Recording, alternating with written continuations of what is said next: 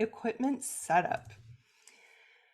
So this is part of what helps to make the interviewee feel comfortable, but this is also what helps to make the interview that you are producing a good quality visual once you are done, audio and visual for that matter. So first of all, consider the lighting, enough and too much. So if you're doing something indoors or if it's outdoors in shade, if the person is in the shade or you can't see them well while you are in person, then it's going to be even worse on camera. So you want to make sure that there is light facing the person and not behind them. Do not put interviewees in front of a window. Also, there can be too much lighting. So this was part of the problem when we were thinking about using the 4K cameras. We needed so much lighting that it was blinding and intimidating. So too much lighting, sometimes from a visual perspective on the product is not great, but certainly for interviewee comfort is not great. Next, set up the camera slightly off center from the interviewee so that it isn't distracting. Again, because they're already going to be fairly uncomfortable because there's you and a camera and other things going on behind you, but in front of them. It can be so intimidating staring down straight ahead at that camera. So putting it just next to you as the interviewer helps the interviewee focus on you as the primary because you are having a conversation with them. And this eventually, within 1 to 2 questions, will fade into the background for your interviewee and it will feel more like a conversation for them versus camera and then maybe you on the side. Also, when we're thinking of framing the interviewees and to help again for their comfort, but also a good visual, is to keep the framing from the waist up and to basically frame it where they have enough room to like gesticulate, depending on like whether they use their hands a lot to talk, or sometimes if the interview is long, they may need to like shift positions in the chair. So you want to make sure you're giving them enough room so that if and when they do that, they are not all of a sudden off camera. And you have to move the camera or move them because that interrupts flow, of course.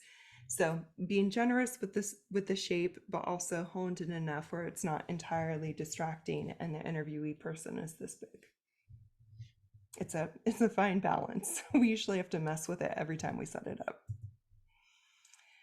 All right, if you're using a freestanding mic instead of the lavalier, the little clip mics, then having that freestanding mic close to the interviewer and the interviewee is going to be important. Usually keeping them within the two people within 6 feet of each other, but within 3 feet of the mic. Also, it's always a good idea to have a backup camera and backup audio device running just in case. We have a 2-camera, 2-audio system.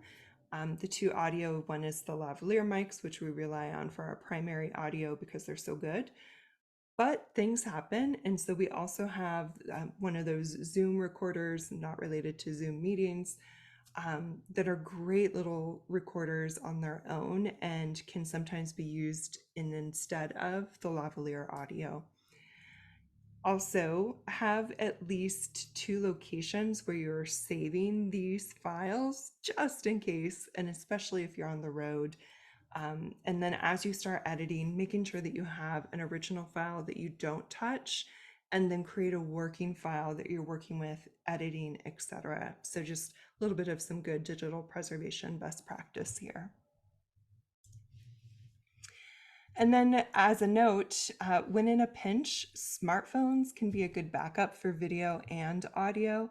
Quite honestly, the quality of our smartphones is often on par with current video camera quality, especially if you're working with the more handheld versus 4K kind of cameras.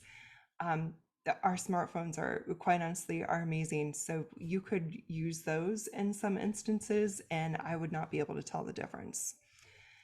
Also, when thinking about doing in-person interviews and acknowledging that we all just went through a pandemic together, that sometimes interviews in person aren't possible, whether it's pandemic, geographic distance, failing health of someone, etc. There could be so many reasons. And so setting up interviews remotely is also entirely possible.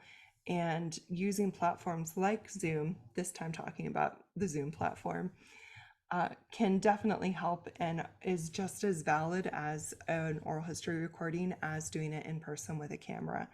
And in fact, OHA, the Oral History Association, created a remote interviewing resource during COVID that is a great little guide to help walk you through what that could look like.